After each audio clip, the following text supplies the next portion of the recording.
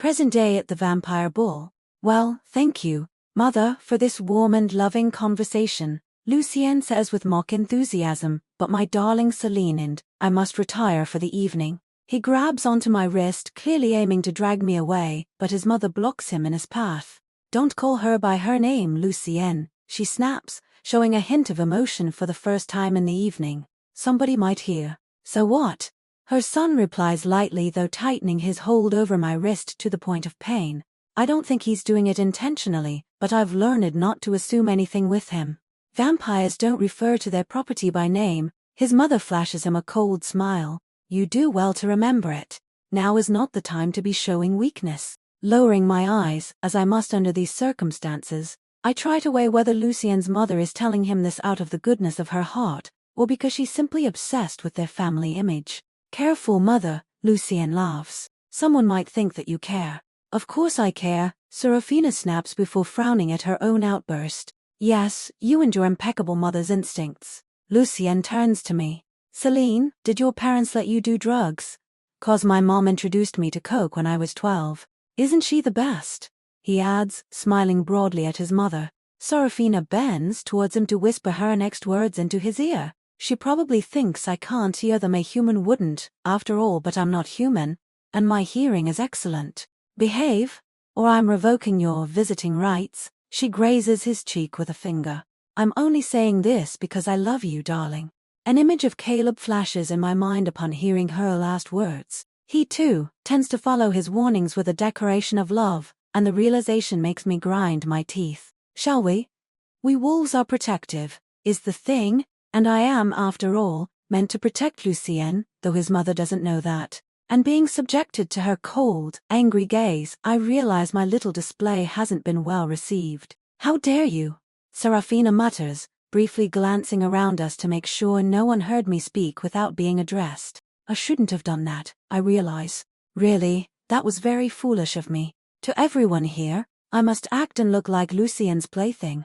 Asking him to do anything was a major faux pas. You've read my mind, Lucien says with a tight smile that seems to indicate I'd be paying for that later. He attempts to drag us away again, but his mother puts a hand on his chest, stopping him.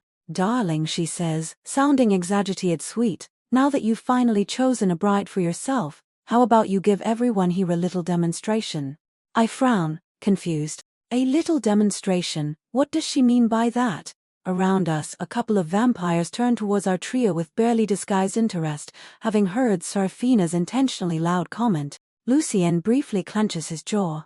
I've already drunk from her earlier this evening, Mother, he replies in a disinterested tone. I don't think Selene I mean, my lowly, unbecoming plaything you so loathe is ready to go again. Realizing what Serafina is suggesting, my entire body goes rigid. She wants Lucien to drink from me here, in front of this entire crowd of vampires. Though, I suppose, it is what everyone believes me to be here for, and I've seen it happen a couple of times this evening already. Most vampires don't bother hiding when they drink from their slaves. You don't look like you've had any blood recently, Serafina observes with a tight smile. You're so pale, my love. You need to feed. I send Lucien a brief, panicked stare he ignores, and I feel my heart plummet. This can't be happening. Victor Draven swore to me this wouldn't happen 1 week ago. Shortly after meeting Victor Draven, the Vampire King's car pulls up in front of a small manor built onto large grounds at the very center of the city. It's like a small oasis amongst the desert of concrete. My wolf is slightly appeased by the more quiet and natural haven, though not by much. It knows we're essentially walking right into the lion's den, so to speak. Remember, Draven tells me before we exit the vehicle, no one can know of your true nature, not even Lucien. I give him a pointed look. Even if I did want to tell Lucien or any other vampire for that matter, Draven had well ensured I couldn't. It would make us look weak and vulnerable if other vampire clans were to find out we, the supposedly most powerful family on the continent, had to resort to asking werewolves for help, he'd explained earlier while we were still driving. My mind reeling from the decision I'd made to accept his offer to become a bodyguard. You understand we're in a precarious situation here, hence the drastic measure. Draven points to me. That's precisely why I would like to ask you to keep your werewolf identity secret from every single vampire you'll encounter, until you've completed your mission. I didn't really mind keeping my identity a secret, however. I didn't think it would be possible to keep it a secret. And I'd been about to tell Draven about my reservations when, Lucien can never know you're a werewolf. You won't tell him, and you'll hide it from him and all other vampires at all costs. And as Draven spoke, looking straight into my eyes, pupils expanding slightly, I'd understood too late this wasn't a request but a command, one that seemed to imprint itself at the very center of my brain, making my wolf cower in shock. My breath froze in my lungs as I realized I'd have no choice but to comply. I wouldn't be able to tell any vampire I was a werewolf if I tried. Did you just? I'd gulped. I'd never experienced a vampire compulsion before. It was a rare but powerful gift that not all of them possessed. Unfortunately, it appeared Draven was remarkably gifted in the art.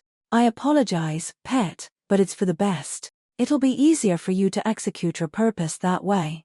Even if I don't tell them, won't the vampires be able to tell? I thought your kind could smell our wolves. Something glinted in Draven's eyes as he handed me a small flask that, until then, had been hidden inside his jacket pocket. This potion will ensure no vampires will know about your wolf, he had explained, handing me the goods.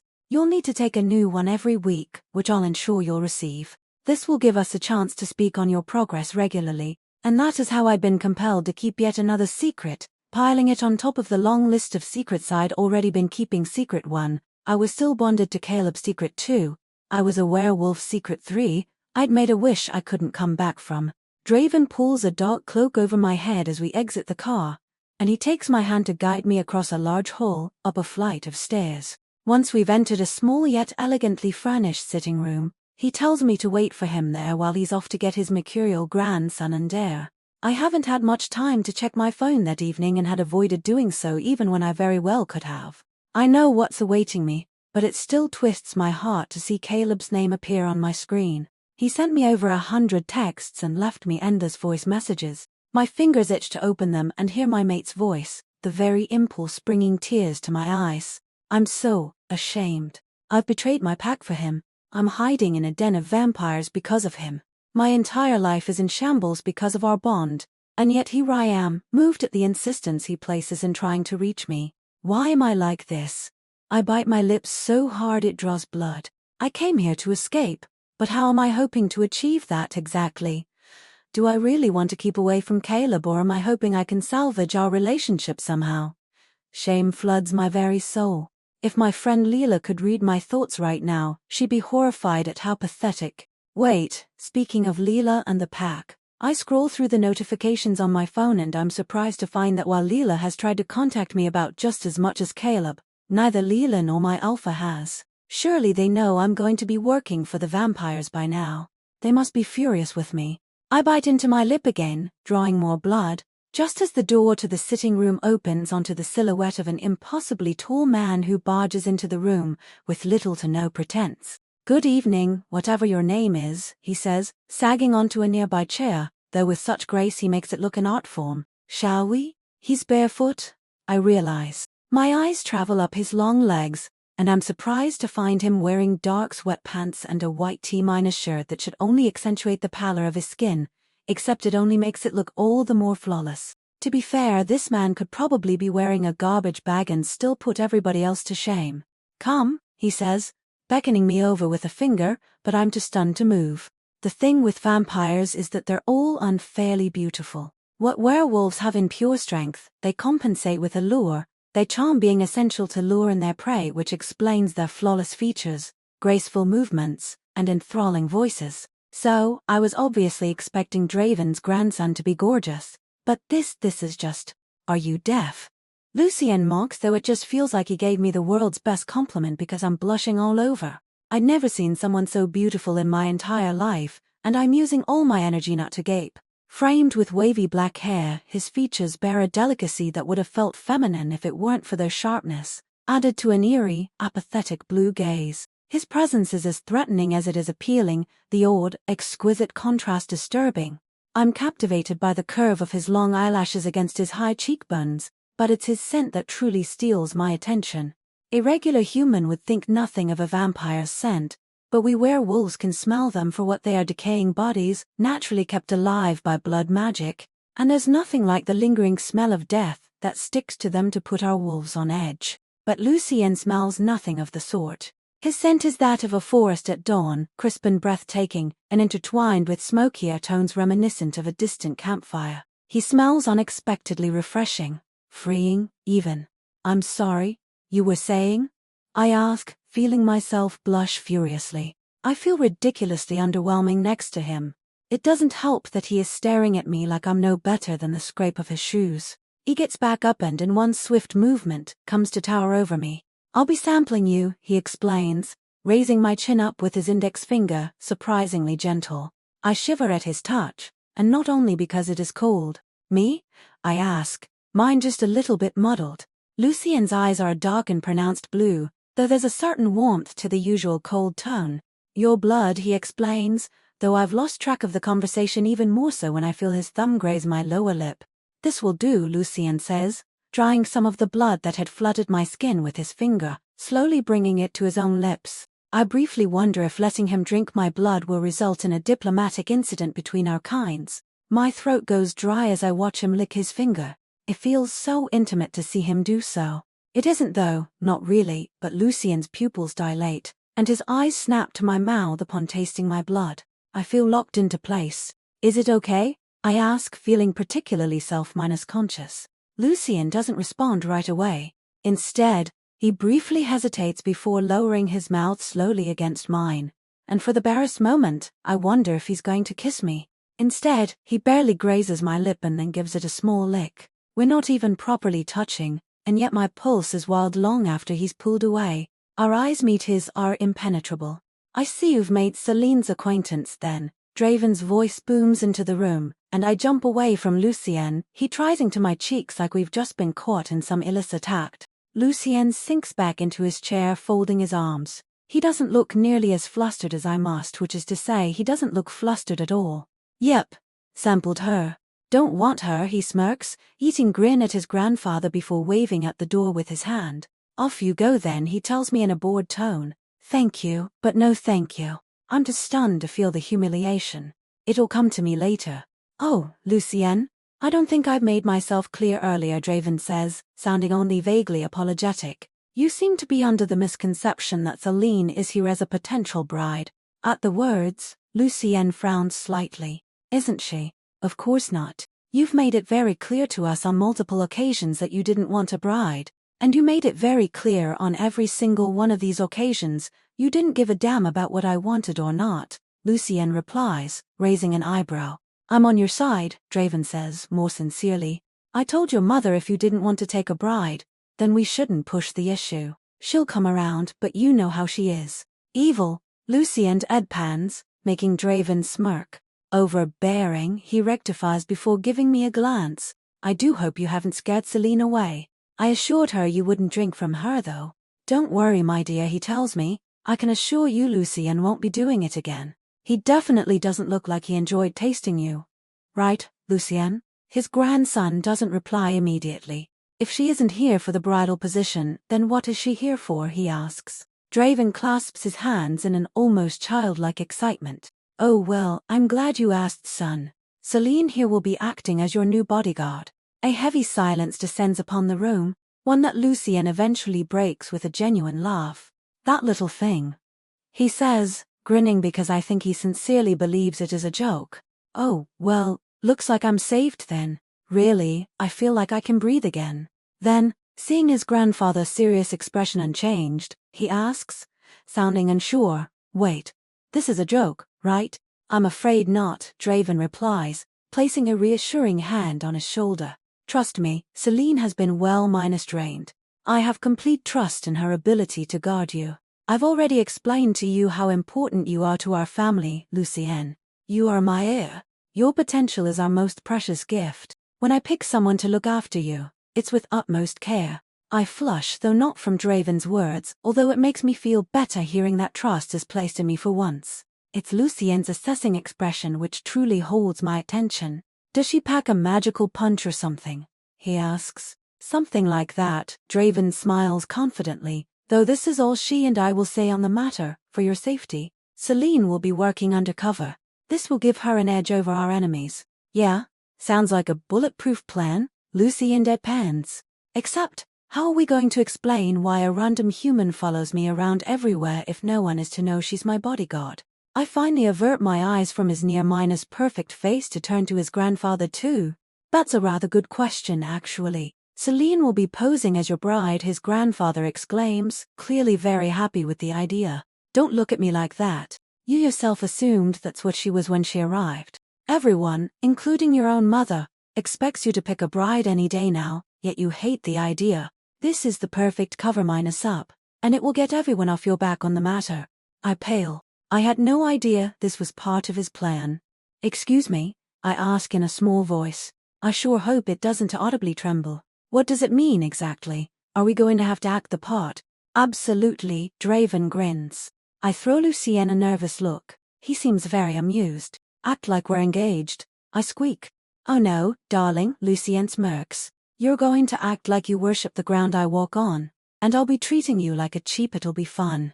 I tense at his harsh words, sending his grandfather a distressed look. He smiles soothingly. Don't worry, Selene.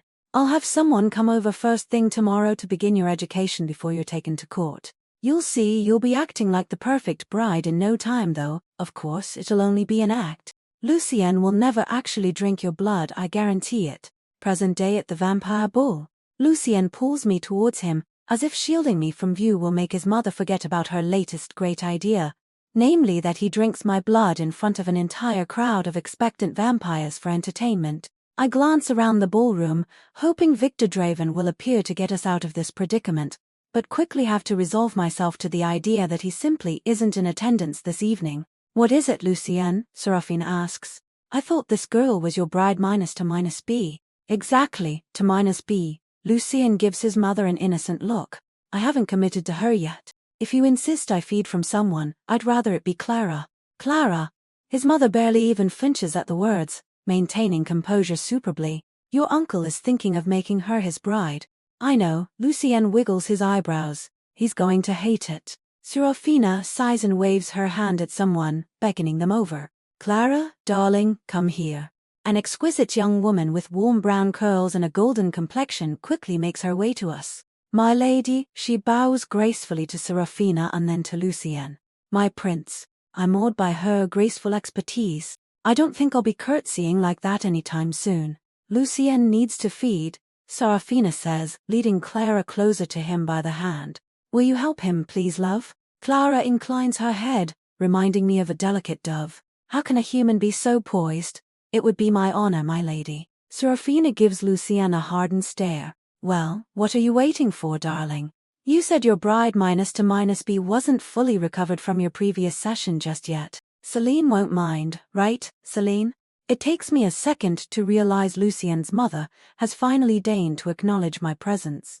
Oh, no, of course not, I reply, attempting not to sag my shoulders in relief. Lucien takes Clara's hand in his, eyes making a show of kissing it. Hello there. He pulls her after him. And it takes me a second to remember I should probably follow. You want to watch, Mengxin?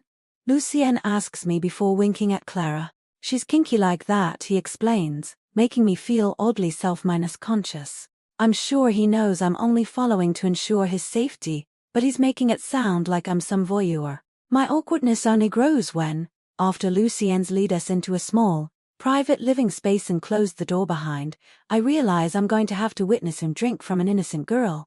I gulp, staring furiously at the fire burning in the chimney, the small couch laid in front of it, the tall glass windows, and the creamy rug at my feet everywhere but at Lucien or Clara. Where would you like to drink from, my prince? Clara asks Lucien, batting her eyelashes. The girl looks perfectly composed.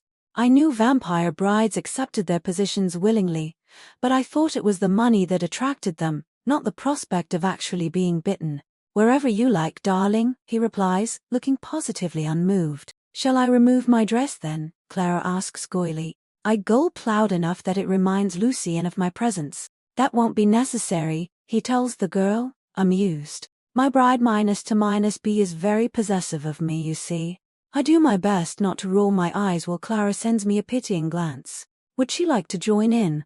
She then asks, smiling invitingly. I kind of wish for the ground to swallow me whole. Lucien, meanwhile, looks like the cat who ate the cream. Would you care to join us, my darling? he asks me, voice full of mock concern. It takes me far too long to realize he actually expects me to answer the question.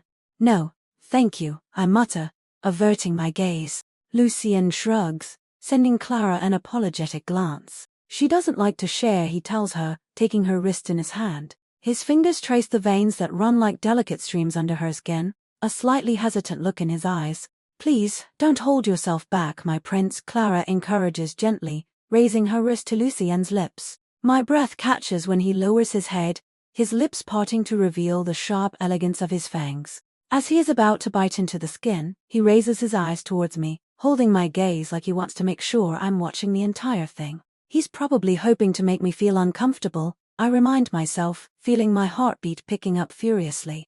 I'm not sure if that is out of fear, anticipation, or something else, probably a mix of many feelings I don't linger on as Lucien suddenly bites into the girl's flesh with crushing force, making her gasp. I watch, transfixed, as Clara's initial shock gives way to a sigh of contentment. Lucien's eyes close for the briefest second, savoring the rush of life flowing into him. He obviously likes drinking that girl's blood, I think to myself rather dumbly, because of course he does. He's a vampire. The room becomes silent save for the sound of the fire and Clara's panting breaths. I feel like the intruder I am, especially when she begins to sway, and Lucien swiftly puts an arm around her, holding her upright with effortless strength. His gaze is focused on her face now, watching her reactions oddly intensely, like he is calculating each sip of blood with care. Yet, there's a tension in his jaw, his restraint almost painfully palpable. Meanwhile, tears have begun to form at the corner of Clara's eyes. Is she in pain? It doesn't sound like she is. In fact, one would think she's rather enjoying the moment with the obscene way she's moaning. I'm furiously flushed. Lucien releases her wrist and puts an arm under Clara's knees, carrying her over to the nearby couch like she weighs nothing. You barely took anything, she slurs, voice faint amongst the shuffle of her silk dress. Lucien gently lays her down, avoiding her pleading gaze, though his hand remains hesitantly on her cheek. More, the girl begs with a sob. She reaches her fingers towards Lucien, making me gasp. His darkening eyes snap towards me, and for the first time since I've met him, he looks very much like the apex predator I forget he is, his control warring with the primal part of him that's been aroused by Clara's plea. He looks ready to pounce as his eyes travel down the girl's long neck with calculated precision. I think of interposing. Clara seems to be enjoying herself but also pretty out of it. Should I say something? Something holds me back, fear, maybe, of being next. With unprecedented speed, Lucien leans down again and bites the flesh, his eyes rolling back when he tastes his victim's blood once more. I try not to think about how much it makes him look like an addict getting his fix. Distracted with the way Clara arches under him, I feel too warm and slightly breathless. Disturbed, and yet I gulp, trying unfailing to avert my eyes when a pleasant burn arises within me. My wolf seems to enjoy the show, the brutality and preamity of it pleasing it immensely. Though that certainly has nothing to do with me, I tell myself, a little desperately, eyes glued to Lucien's pleasured frown. Clara's eyes glaze over, her body relaxing completely as she drifts into unconsciousness. Lucien probably feels it because he abruptly moves away. His eyes meet mine across the room, and for a brief moment, a flicker of something closely resembling shame reflects in them. I tell myself it's simply my imagination as he wipes his mouth with the back of his hand. Yet I can't help but feel fascinated by the warm pink glow of his cheeks, nor the way he distractedly licks his lips. My own heart, a confusing blend of repulsion and undeniable draw. I think there's something seriously wrong with me. Present day.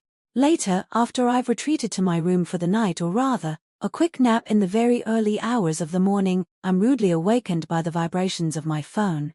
Half asleep, I don't think before answering the call mechanically. Where the hell are you? Caleb's voice booms across the line, making my eyes snap open in shock. I'm such an idiot. Why did I answer my phone without checking caller ID? My heart begins to pound against my ribcage in terror. He's going to want to know where I am. He's going to want me to come back to him. He's going to. Are you cheating on me? Caleb barks, bringing tears to my eyes. He sounds the way he does when he's about to do something awful. Something my mind always tries to bury deep within my memories after the moment has passed because it's too painful to bear. Caleb sounded like this when he conspired to kill my alpha and his mate, And he sounded like this in the future I'd seen when I'd made my wish. Of course not, I tell him in the most soothing, loving tone I can manage. How could you even ask me that? I felt your desire through our bond earlier, Caleb sneers. It was practically dripping with it. Don't lie to me. Who are you with?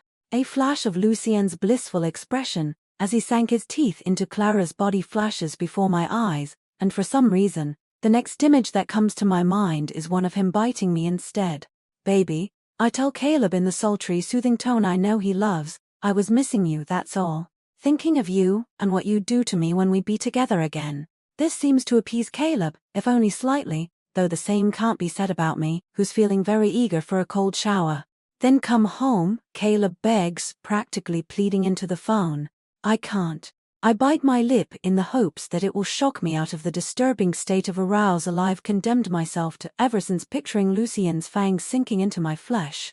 I'm on an important mission for the pack. Is that so? Caleb sounds like he's smirking. He can probably feel my desire and, thankfully, is attributing it to me being on the phone with him.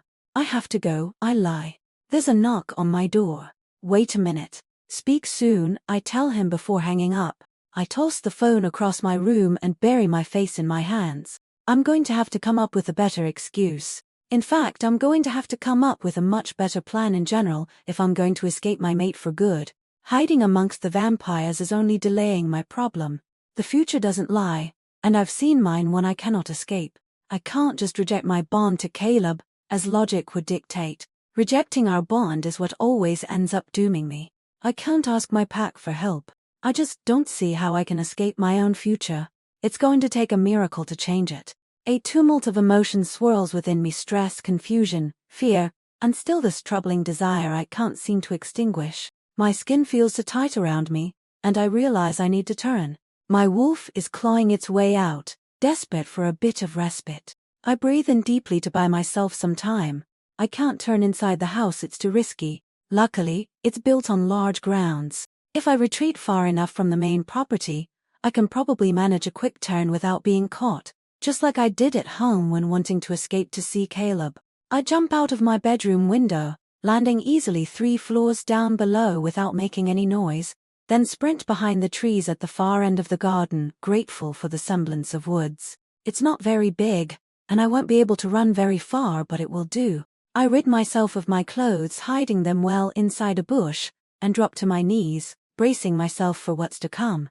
A turn is never pleasant. My wolf must literally crawl out from inside me, breaking my flesh and bones slowly as it does, but it is well worth it. Once it finally takes over, the flesh I'd shed quickly decomposes, and once it has, I let my wolf fully take command, surrendering to it as it begins to run around this small haven, though making sure it keeps quiet. It wouldn't do us any good if it were to howl right now. My wolf picks up on varied scents, which intrigue it in their novelty, but one in particular quickly calls to it the fresh, alluring scent of crisp dawn, which my wolf is quick to chase after. It only occurs to me too late that I've sensed it before. In my human form, deep inside a clearing, sitting on a fallen trunk with a bottle of liquor in hand is Lucien, whose blue eyes immediately snap up as I approach, widening slightly as he takes in my wolf's presence. What the he says, surprise quickly giving way to curiosity. Hello there, gorgeous. Personally, I think we're doomed, but my wolf, on the other hand, is very pleased to see him. Present day. Right after my wolf encounters Lucien, I'm begging my wolf not to engage nor approach, but my efforts are in vain.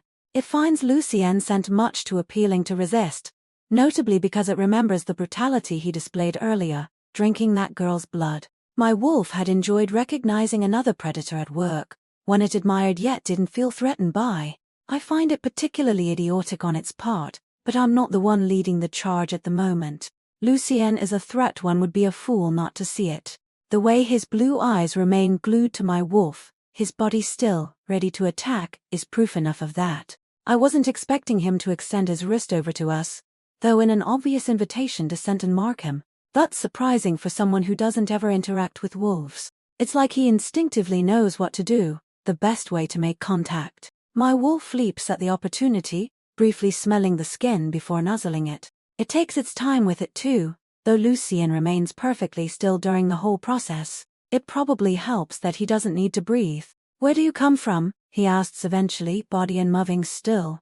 My wolf moves away, not very far, settling by Lucien's side. Apparently he manages to keep it still better than I can. It must be nice, being a wolf, Lucien observes after a while, freeing my beast. It huffs, in agreement. I personally wonder if that means Lucien feels trapped, and if so, by what exactly? His very nature and desire for blood? His obligations to his family? Something else? Have you ever killed? He abruptly asks, eyes lost in space. My wolf hasn't, not even easy prey like birds or squirrels, like most pups in the pack. It's done much worse, I remind it, Mira's face in mind. My wolf sighs in frustration and lowers its head to the ground. Not sure if that's a no or a yes, Lucien sighs. I've died before. It didn't feel nearly as bad as I thought it would, so maybe it's all right to kill. Everyone must die one day or another. I'm glad my wolf is the one in control at the moment. I don't know how I'd react if it was me Lucien was saying this to. I know what death feels like, and I'd forgotten, somehow amongst all the things I had learned about him the last few days, that perhaps the most important one was that Lucien did too. I can't believe I'm talking to a wolf, he says, closing his eyes. I can't believe it either, to be honest. In the days following my encounter with Lucien in the woods, I often catch myself wondering how Lucien died, how he became a vampire.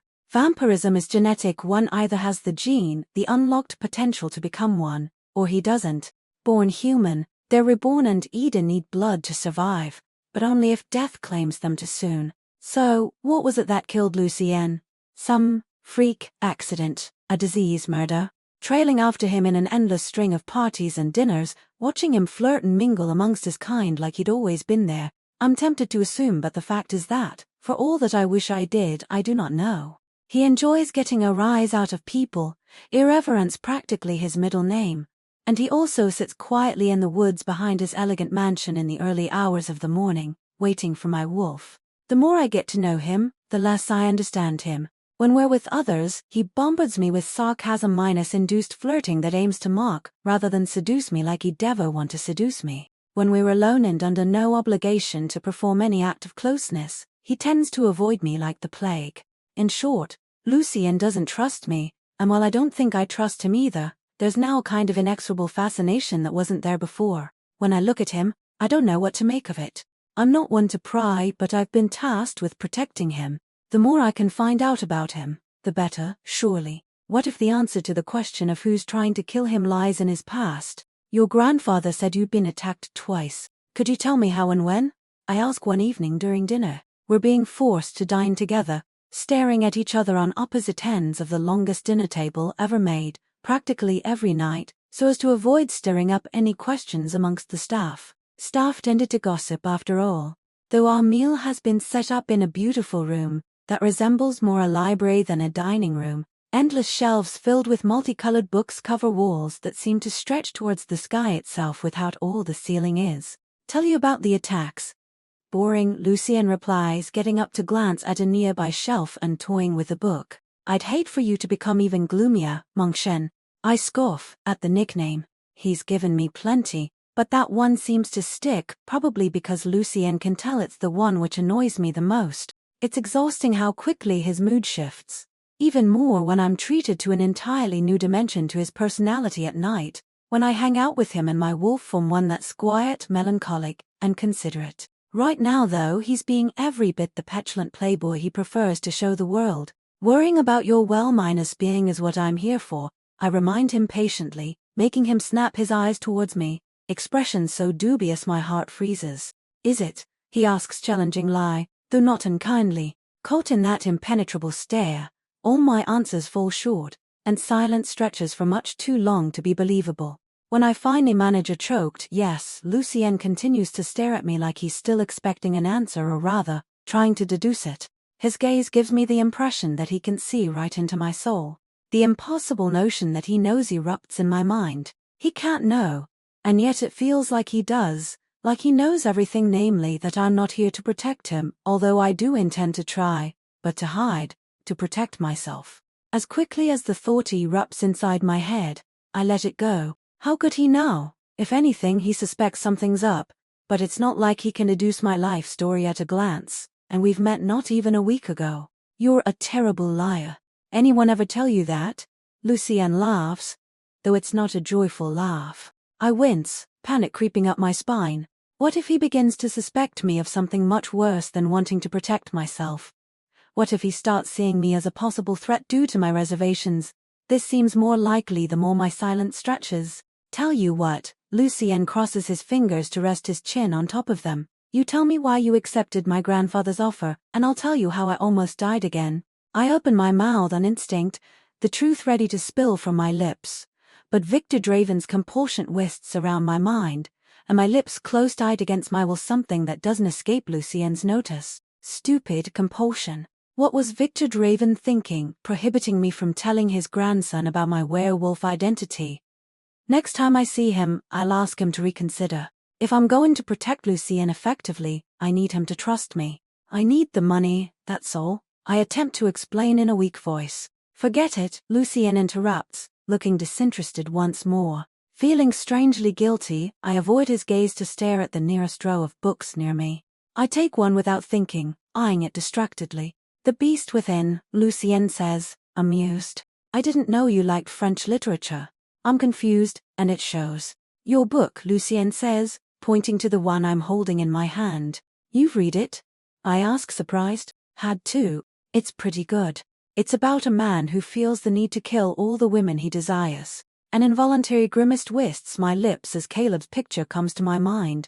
Maybe not the right pick for you, Lucien says, taking the book from my hands. He briefly glances at the shelves, shakes his head, then moves a little further down the room to pick a more modern-looking book from the shelf, handing it to me. This one, he says, you'll love it. I glance at the book to read its title, The Time Traveler's Wife. I ask, surprised. I've never read it, though I've heard of it, and always wanted to. I'm surprised Lucien would pick it for me, though. You like romance novels? I ask with a laugh. Lucien smiles. It's a private smile, one that seems reserved only for me, though not deprived of teasing. I do, with the right novel, he says, making my breath catch for some reason, maybe because he's looking at me so intently. It's not a searching gaze exactly, more expecting. I pull the book a little closer to my chest. I don't know what he expects from me, but I find myself wishing to give it to him nonetheless, though I can't help but be a little saddened by the prospect that it would eventually only disappoint him. I want to tell him someone so beautiful as him shouldn't waste his time looking and expecting things from someone like me. Lucien frowns, as if he's heard the thought. Your phone keeps ringing, he says. You might want to get it. Seems urgent. I realize this is true. I'd been so preoccupied with our conversation, I hadn't realized. It's probably Caleb calling. If it's not, it's someone from the pack or Lucien's grandfather. In any case, it isn't a call I can just take in front of Lucien. You can't think of any reason why anyone would want to kill you. I ask him, changing the subject. So we're on that again then? Come on, Lucien, this is important. You really can't think of anything. Did I say that? He smiles brightly. I can think of plenty of reasons why someone might want me dead, and plenty of people who do. My mother, for instance. Your mother? I ask, trying to gauge whether he is being serious. It's impossible to tell, judging by Lucien's expression. From what I've seen, his relationship with his mother is indeed tense, but to the point where she'd want to kill him. Then again, Victor Draven hadn't trusted her with my secret, namely, how I'm not a bride but a bodyguard to Lucien. Could this be a sign that he doesn't fully trust her? Amongst others, Lucien replies with a shrug. Vampires spend most of their time trying to kill each other. Could be any of them, really. Lucien's words from the night before echo back into my ears. Maybe it's all right to kill. Everyone must die one day or another. Could he have meant that he'd have to kill another vampire to save his own life? Or perhaps another type of enemy. I hear the werewolves are pretty angry with us. Maybe they'd want revenge, he adds. I do my best to hide a frown. A werewolf going after Lucien? If that is the case, it's certainly not one from my pack. This discussion is raising more questions than bringing answers. But before I can ask Lucien to elaborate on anything, a butler shows a beautiful young woman inside the dining room, draped in an elegant black dress. Lucien clasps his hands together in a way that reminds me of his grandfather. My dessert is here, he announces with a wink that leaves me dumbfounded. If you'll excuse me. A silly sense of disappointment makes my heart sink as I watch him greet his guest, offering her his hand. She's probably here to feed him. I'm shocked to realize the thought sincerely bothers me. Why does it? Because I'm worried about the girl, disgusted at the prospect of her ending up like Clara had. That night's pleasured sighs echo in my ears, and I grind my teeth. No, it isn't that, though I don't even want to consider the alternative, me, a wolf, wanting to give a vampire her blood.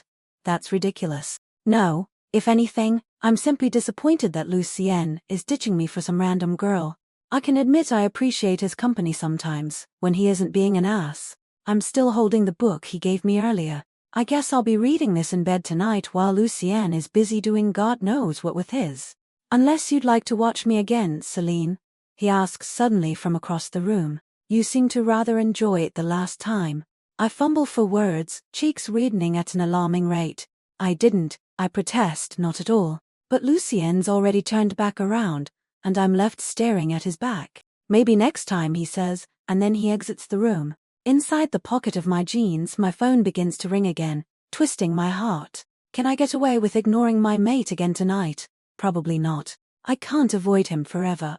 The reminder makes my stomach sink. I catch myself wishing Lucien would return to take my mind off it. I'd much rather tackle his problems than my own.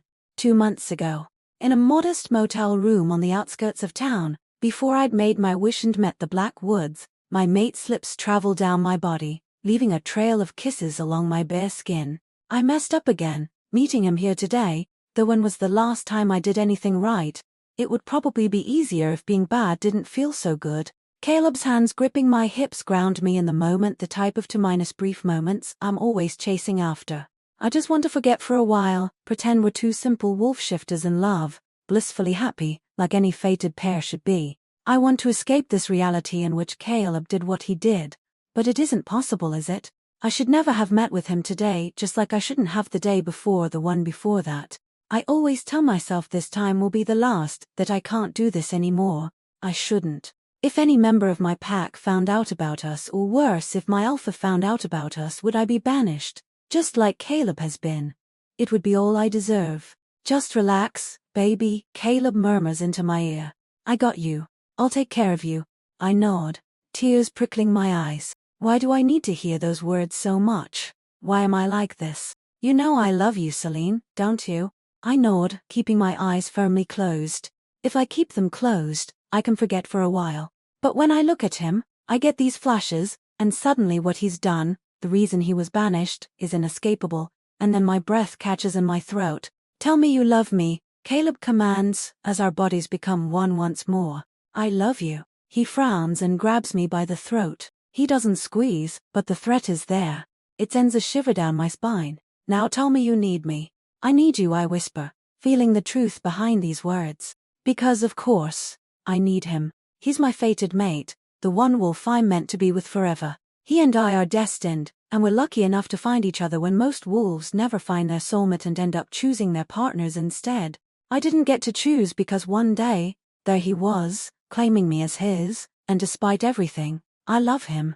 I must. You're crying, he complains through a moan, flipping me over. I don't like seeing you cry, baby. You know that. I know he doesn't. He won't look at me when I do. I'd rather he didn't either. It makes it worse somehow. Caleb and I met when we were both 16. I'd only just received my wolf, unlike other members of our pack who'd started to turn from as young as 5 or 6. Being a late bloomer, and not a particularly gifted wolf, if not the weakest from our pack, although they all avoided using the word omega around me out of pity, I couldn't believe my luck. Meeting your fated mate was the stuff of legends, a monumental thing every wolf dreamed of but very rarely ever experienced. I was the first in our pack to find our fated mate for centuries, and suddenly, I wasn't danger-prone Selene or the Klutz. I was one half of a fated pair. Members of my pack were in awe of me. Other wolves from different packs visited us just to meet Caleb and me. I was special when I'd never been special before in my life. It was an intoxicating feeling, and I wasn't the only one thinking so. Caleb was so proud.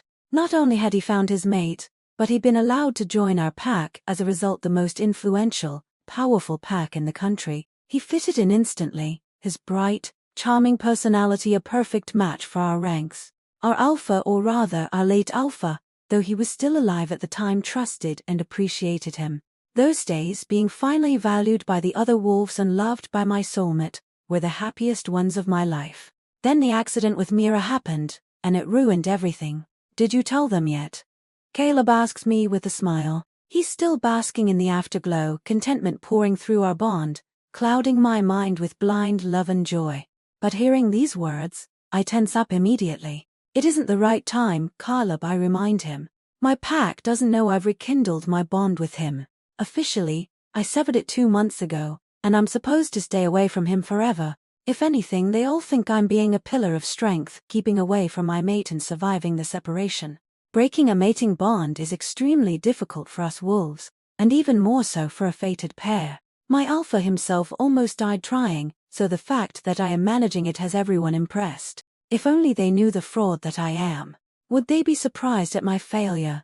Probably not. How quickly do you think Ethan will welcome me back once you tell him? Caleb asks, stroking my hair. I do my best not to let any of my emotions filter through our bond. Caleb sounds so hopeful. I know he'd like nothing more than to rejoin our pack. But I also know, with the utmost certainty, that it'll never happen. Caleb had betrayed us, unfairly challenging Ethan for his position as alpha during his weakest moment, and maybe Ethan could have forgiven him for it, if only for my sake. But Caleb had also threatened his mate. They're so recently bonded that these days, Ethan barely allows anyone to even look at Leela, apart from me, her best friend. So, letting Caleb back in when he expressly put her life in danger. No, this is an offense even time will never heal, but I can't tell him that. He's not ready to hear our life with the most powerful pack in the country is over. I'm afraid to make him understand. Will he love me outside this pack, or will I lose everything? I have to go, I tell Caleb hurriedly, grabbing my clothes, which lie in different areas of our motel room. I'm on patrol duty tonight. Caleb raises a dubious eyebrow. Patrol? I read him loud and clear. How is an Omega wolf like me expected to keep the peace? I'm not strong enough. Ela requested my help, I explain, avoiding Caleb's eyes. I don't want to read what I already know in his gaze, that I'm incapable and that Ela probably requested my presence out of pity. I thought you said there had been a surge of vampire attacks these past few weeks, Caleb says. Yeah, hence the patrol. Disbelief and weariness surge through our bond, mixed with a tinge of incomprehensible jealousy. Then why are you going? They're shady as hell. Most of them aren't as strong as us, I defend, repeating the words Ela has used to reassure me. They can mind minus control you, Caleb scoffs. Not all them can, and those who can do it to us wolves are even rarer. I'm done putting my clothes back on. I take one last look at my lover, knowing better than to reach for a kiss that would only delay me further. I'm late, I say hurriedly, escaping our room. I'll see you later.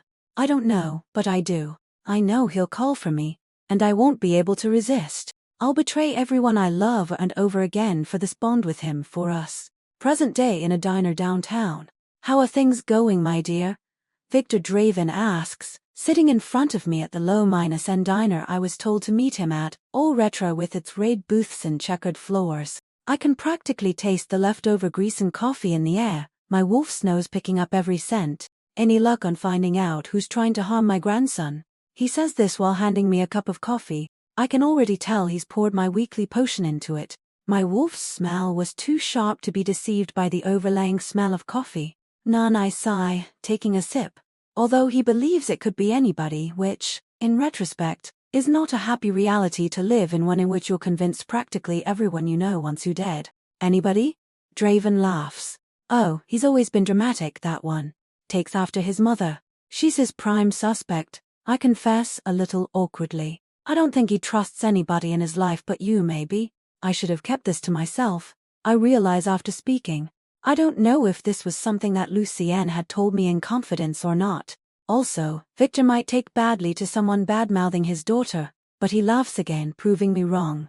They've always butted heads, though I doubt Serafina would do anything to harm Lucien. She's quite protective of him. One might even say controlling, but she wouldn't hurt him. And besides, I wouldn't let her. Perhaps, due to my old age, I take the notion of family seriously. I protect my own. I finish my coffee, placing it on the diner table. Lucien wouldn't tell me how he was attacked in the past. Would you mind sharing information with me about that? Maybe this will help me find a lead. Draven nods. Yes, I should have led with that. My apologies. I was certain Lucien would fill you in. I hope you won't mind me saying so, but I find you to have a very soothing aura. I'd assumed he would think so too, but it seems perhaps I was mistaken. I think Draven is asking me how I'm getting along with his grandson, though he has a rather obscure way of phrasing it, maybe because he's British. It doesn't help that he can tell I'm hiding something, that something being that I'm a werewolf. I think it would help build some trust between us if I could tell him about that, I tell Draven with a frown. Draven nods slowly. For a moment, it looks like he's considering changing his mind, but then he purses his lips, shaking his head. Lucien's no fool, despite appearances. He's wondering why I chose you to protect him, of all people. The fact that we haven't told him is making him suspicious. Exactly, I exclaim, relieved he is seeing things my way. Perhaps if I could just tell him. No, Draven decides, resolved. Lucien's too brash, unpredictable. I'm worried he'd give your secret away, even unintentionally, and we can't have that. But perhaps an excuse, a cover story. To my disappointment, he looks like he is trying to come up with one. We could say you're a witch, or parfait, a demon. All of these things seem foreign and unlikely to me, and my grimace gives me away. Draven smiles indulgented. How about we focus on making Lucien trust you instead? Have you tried being more fun? My mind goes blank. More fun? I ask dubiously. That's his big plan, that I tell Lucien knock jokes until he learns to rely on me? Yes, he's quite the party animal usually when no one's out to get him. I sigh. I'm not a big party girl myself. The last time I went clubbing, Caleb had thrown a fit and attacked my friend Leela for trying to defend me. My wince doesn't escape Draven's notice. Well, perhaps just wear shorter skirts. He's not a complicated man, my grandson, he says with a laugh. You could try seducing him. I'm sure he's attempted to flirt already. I flush furiously, confused as to how a grandfather could ask me things like that as own grandson. I suppose a century-minus-old vampire who's seen it all doesn't have the same reservations as a mortal one, but nevertheless. He has, I admit. And the vampire smiles at me. Obviously, I'm not telling you to do anything you don't want to, my dear, but playing along will get you a long way. Lucien may not look it, but he's terribly insecure. Flatter his ego, and you'll have one foot through the door, so to speak. You still haven't told me about the killing attempts, I redirect, feeling embarrassed this man would suggest I seduce his grandson, and even more because I'm seriously considering taking his advice. The first one took place 6 months ago. It was so surprising, we labeled it as a freak accident at the time. Lucien was out at one of these nightclubs he enjoys, like I said, party animal. Anyway, a vampire used his compulsion power on him to try and drag him away. Lucien resisted, and when he confronted the vampire, the latter attacked. Someone from my security team was quickly able to extract Lucien from there safely, and if that had been it, we'd have thought nothing more of it. But this is where it gets strange. When the culprit was apprehended, he convulsed and died almost immediately. We're still unsure what killed him, but at the time, we assumed the vampire who'd attacked Lucien had perhaps consumed a drug that would have explained his strange behavior and death. We let it go, but then, about 1 month ago, Lucien was poisoned. Poisoned?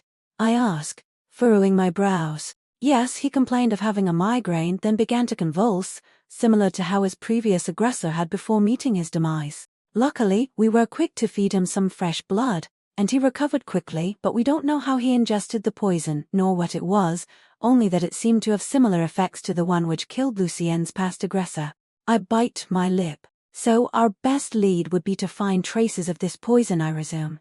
Indeed, though I doubt whoever's behind these attacks will try the same method again. Lucien knows to drink blood from the nearest source to get better. If someone attacks him and seems to convulse once apprehended, this is where your wolf power will come in handy. Try to see if you can identify the poison. Smell it. Smell it. I ask, surprised. Why? It could help us figure out what it's made of and thus trace its origins. It's one of the reasons I thought having a werewolf around would help, and precisely why I don't want anyone giving it away, hence the secrecy with Lucien. As you may have noticed, he's not the most discreet individual. I nod pensively, thinking about the many loud allusions Lucien made in public about me being his bodyguard rather than his bride. Maybe his grandfather had a point there. How did he become a vampire? I ask before I can stop myself. I regret the words instantly. This isn't a very happy topic and is probably private. I'm expecting Draven to admonish me for asking, but to my surprise, He bursts into laughter. A silly incident. Though no one was surprised, he says fondly, like this is a warm memory. He drove his car off a cliff. My jaw drops. What? I gasp, mind reeling from the revelation. You mean, purposely? Draven blinks before realization dawns on his features. Oh, good God, no, he exclaims, affronted. Nothing of the sort. He was just drunken, probably on too many drugs. He used to consume quite a ridiculous amount when he was still a human. This sounds rather worrying, and I'm sure my expression gives me away, but Draven doesn't seem to agree. Oh, don't pout. He's not doing any now. Wouldn't have any effect anymore. Draven leaves me soon after that, one of his assistants pressing him with time into another meeting. Though he assures me we'll speak more next week. I remain at the diner, considering his words. I'm so lost in thought that it takes me much too long. Has joined me at my table. A scratch of the throat enlightens me before I even notice. Finn is sitting in front of me, arms crossed and looking very, very annoyed. I don't know what the hell it is you think you're doing, he tells me. But you're coming home right now. 2 weeks ago. An hour or so after we'd rescued the witch. After making me promise not to get in touch with the witch. Ela is fully focused on the vampire situation again. She wants to tell Ethan and let him decide what to do, which would be the best course of action. But we're worried about the toll it would take on his health if we were to steal his attention away from his mate at a time when he needs to focus on their bond. However, as we head inside Ethan's large, isolated home, which essentially serves as our pack headquarters, our debate over the matter is interrupted. What were you thinking? Finn exclaims upon seeing Ela enter the living room. Patrolling alone when the vampire attacks are getting more and more frequent. You should have told me. You'd know when Selene and I went on patrols if you'd bothered reading the schedule, Finn. You don't send me the schedule. How am I supposed to read it? It kind of hurts to hear that in Finn's mind. Going on patrol with me kind of equates to going alone. I know he doesn't have the highest opinion of me, and I can't blame him. I consider myself lucky he doesn't straight minus out hate me after what I'd done to him and his father. But it still hurts, especially because, even though I was never as close to him as I was to Ethan, like everyone in the pack, I've always admired him. We're wasting time arguing. Finn is taking a long breath, like he's trying to regain his cool. Every other pack I've gotten in touch with reports an increase of vampire attacks in the area, and I'm talking nationwide. We need a plan. My phone buzzes inside the pocket of my jacket. Caleb's calling me, probably wondering why I'm not back in his motel room yet. We have a plan. We tell Ethan, Ela replies, crossing her arms. Oh, right, silly me, Finn sneers. I forget he magically makes problems go away with the snap of his fingers. Guys, I interrupt in a small voice, what if we ask the witch? Ela's eyes snap to my face. No, we do not ask the witch for anything. We can't trust her. I sigh and head upstairs, leaving them to make the important decisions. No one ever listens to my ideas anyway. It probably doesn't help that they're never really good. I wish I could be more helpful. Get some rest, Selene, Ela tells me as I'm climbing up the stairs. You seem really anxious. I try to look appreciative to hide the fresh wave of guilt I feel at that comment. I'm only anxious because Caleb is anxiously tugging at our bond, but it's not like I can tell her I'm still bonded and subjected to my mate's emotions as a result. Once hidden within the confines of my room, I jump through the window and quickly cross the garden surrounding our house to call Caleb. I can't risk doing it inside, somebody would hear. Get your butt back here, he snaps after one ring. I wince. Apparently this conversation isn't going to be pleasant. I already feel my throat tightening in response. We'd had such a pleasant time together earlier at the motel. I would have loved going to bed with the memory of it, untouched by another one of Caleb's outbursts. I can't make it tonight, I whisper. Things are difficult here. The vampires are attacking more and more humans. Who cares? It doesn't concern us. Caleb, we can't just let them harm innocent humans. Why not? We're not the ones harming them. Why should we be responsible for the fangs? I grit my teeth at this lack of empathy. Because not only could the humans become suspicious of supernatural activity, which isn't good for us, but if the vampires are becoming increasingly aggressive, who's to say they're not going to attack us next? Caleb is silent at that for a moment. I don't like this, baby, he tells me, switching tone. I don't like being away from you. If the situation is as dangerous as you make it out to be. I'm not in immediate danger, I protest, trying to reassure him. I didn't want to make him worry. I should have weighed my words more carefully. You just said the vampires were a menace. Get over here. I want to see you, keep you safe. My heart twitches with guilt. I'm worrying him over nothing, and I can't even go to him to make him feel better. The pack might need me, I protest weakly. With Ethan not being fully recovered yet. Is he not recovered? Caleb asks in a casual tone I don't like one bit. I shouldn't have said that. What if he tries to attack Ethan again? He promised me he wouldn't. But stay away from him, I snap without thinking. The memory of Caleb threatening to harm my alpha is still fresh in my mind, and I'm suddenly filled with shame, being on the phone with him. I'm betraying my pack, all the people I love. I wasn't going to do anything, Caleb grumbles. Don't you trust me? I have to go. I told you to come here. I can't, I declare, heart pounding against my ribcage. I feel nauseous, torn between too many conflicting emotions, overwhelming guilt for disappointing Caleb, fear at the prospect of my pack finding out about my betrayal, disgust at myself for being so weak. I've been to or never since I'd caved and rekindled my bond with Caleb. The decision and its implications, slowly unraveling my mind. I'd been so hopeful about the future, blinded by my desire for things to go back to the way they'd been, for the pain of being separated from my mate to stop. And for a while, I'd been appeased at being one with him once more. But now, I feel like I'm going insane. I just wish I knew what to do. I wish there was a way for me to know if I'd made the right decision. Hello, a voice greets me from behind. I jump up in shock and turn around to recognize the long, strawberry-blonde hair and clear blue eyes of the witch we'd rescued earlier. You, I exclaimed, shocked. Don't look so surprised, she smirks, playing with the hem of her dress. You're the one that summoned me. No, I didn't, I protest. I did no such thing. You wished for something with all your heart. Your earnestness is what called me, the witch says, giving me a cold smile. I live to serve after all. She doesn't look particularly happy over the fact. You don't have to grant me a wish if you don't want to, I tell her. You don't decide what I can or cannot do, child, she replies, sending me a piercing gaze. I told you, I take my orders from a higher power. I wonder who she means by that, but she doesn't give me much time to think about it. So, what will it be? What do you wish for? I close my eyes. There are so many things I could wish for, and so many reasons why I shouldn't. But the witch is right. I earnestly yearn for something only she can give me. Can you tell me my future? I ask in a small voice. The witch smiles. Better yet, I can show you.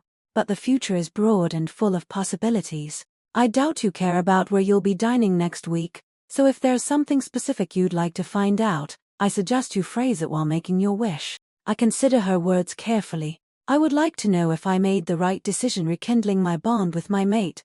I tell her. I want to know if we're going to be happy, and I do. At the very idea of finding out, I feel my heart in my throat, excited and frightful all at once. All right, then, the witch says. Repeat after me, Silva, I wish. Silva, I ask, confused. That's my name? Oh, I suddenly feel terrible for not asking before.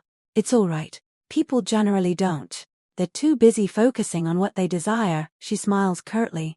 Now, repeat after me, Silva. I wish to see my future with Caleb, from now until the day we part. I close my eyes and take a breath. This is it. No turning back.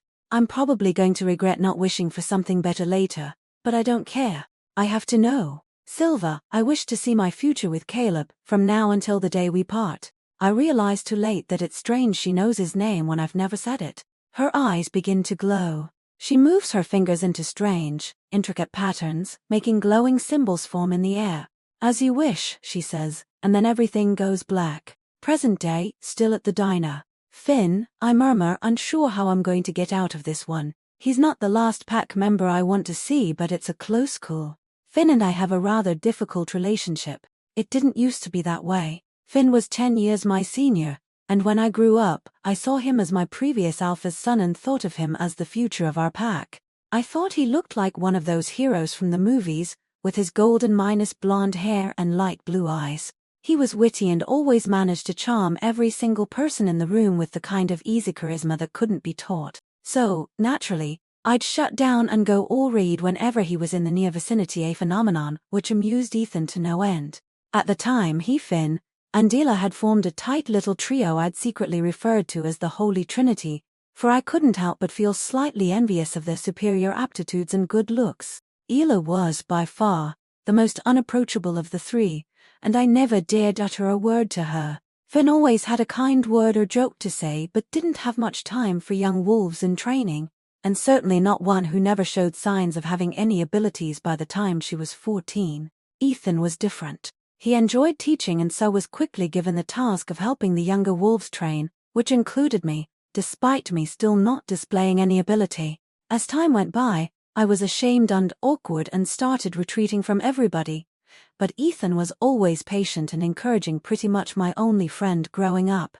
I worshipped Finn and Ela, but I adored Ethan. Did he send you? I asked Finn, lowering my eyes. Finn coughs. Who? The big boss? Of course not. I frown.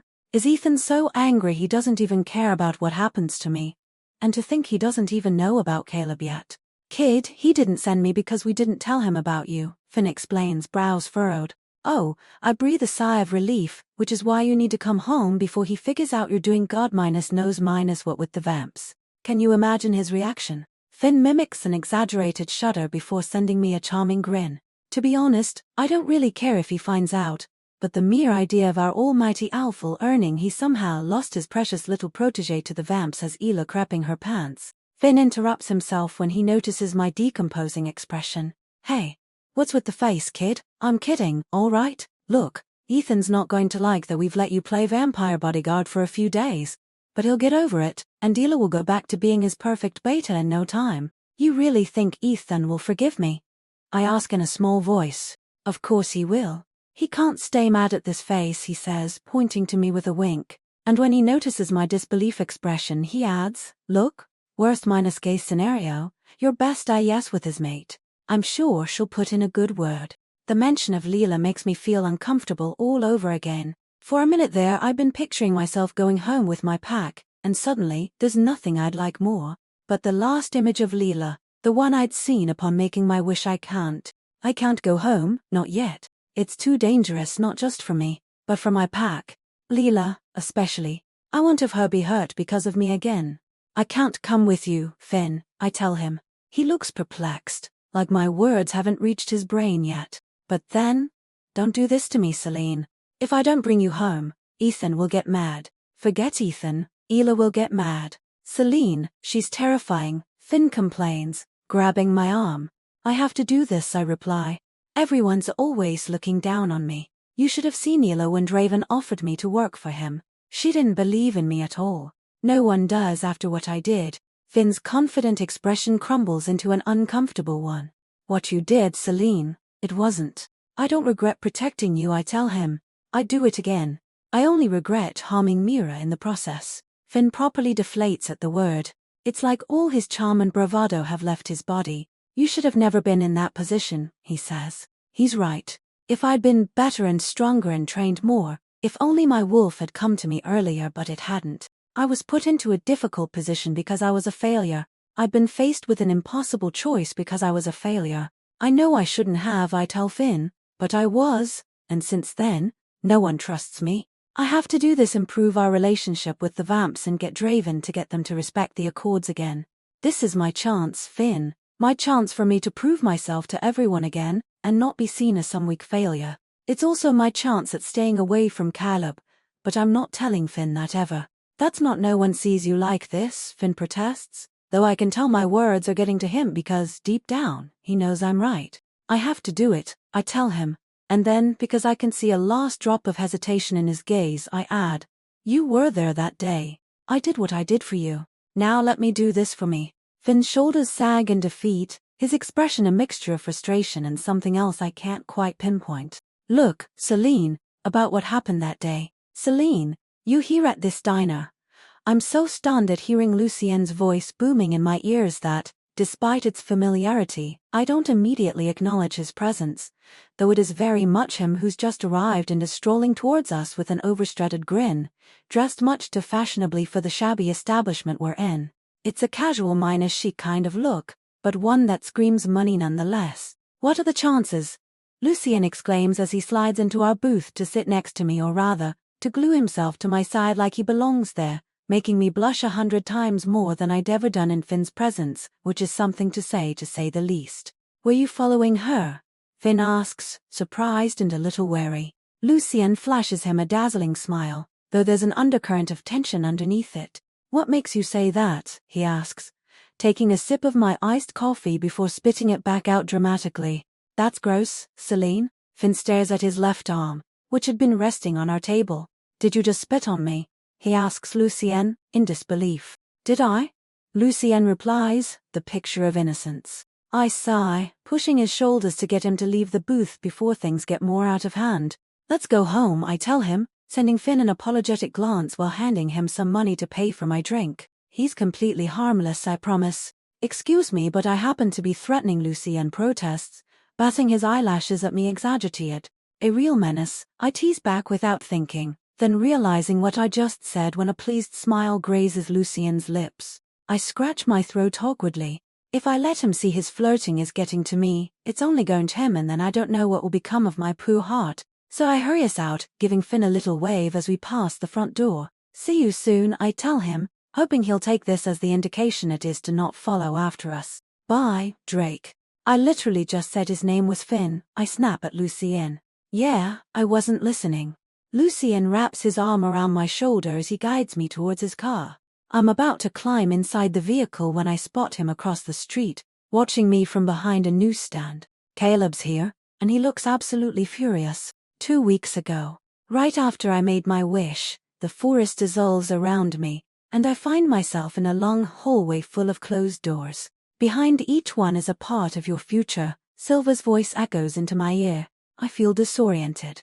Without a thought, I open the first door within reach, and I find myself back in Caleb's motel room.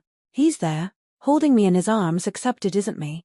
It's another Selene, a Selene from the future. I'm looking at the scene unfold from the outside. Neither my double nor Caleb seem to register my presence. It's going to be all right, baby, he says soothingly. No, it isn't, my double sobs into his neck. Ethan says I have to choose you or the pack. My heart sinks upon hearing this. This means in the future, my alpha finds out about Caleb, and just as I'd suspected, he refuses to let my mate back into the pack. You can make him change his mind. He adores you, Caleb says with a strange expression on his face. My double doesn't notice. He adores Leela more, she protests. Then it's simple. We get rid of Leela. Both me and my double recoil at the words. How could you say that? I hear my voice protest. Harming Leela? Never. You hear me, Caleb? You said because of her, we can't be part of the pack. Do you want to lose your family? I can't listen to this. It feels like I've been stabbed in the stomach. I stumble out of the room, panting with labored breaths.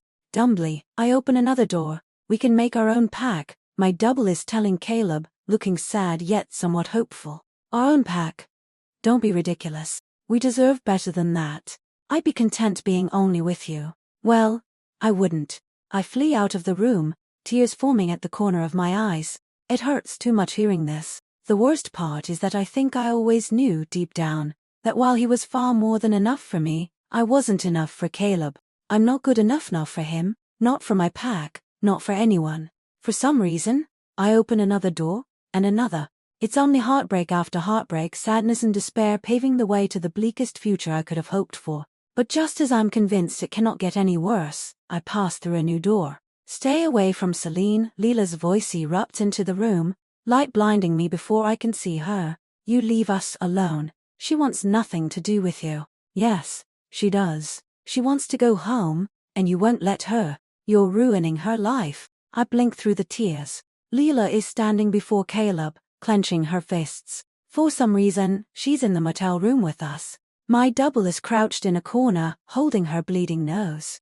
Get out, Caleb yells, raising his hands. He slaps Leela so hard she falls to the ground. Only when her hands grasp at her stomach do I realize she's pregnant. I scream in horror, so does my double. I, Selene, reject you as my mate. I hear her cry out through the tears as she crawls hurriedly towards Leela, who seems to be unconscious. Caleb screams and rage and surges towards my double, encircling her neck with his hands. I watch helplessly as he chokes the life out of me, crazed expression on his face. I run out of the room with a scream. In the next one, Caleb stabs me after I reject him, and in the next, he crashes our car after yet another rejection. I watch myself reject my mate and die in the process over 20 times, each one more horrifying than the next.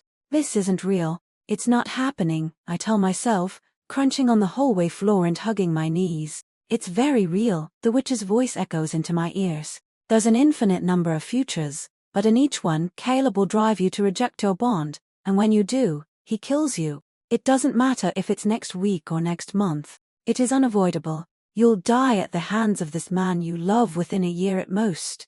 I gasp in horror, feeling Silver's words surge through my very soul like a wound splitting open. I know she isn't lying. I can feel the truth lacing her words. I've seen the truth for myself. I have 1 year left at most, and then I'll be dead. Thank you for listening. If this story touched your heart, give it a like and subscribe for more beautiful tales.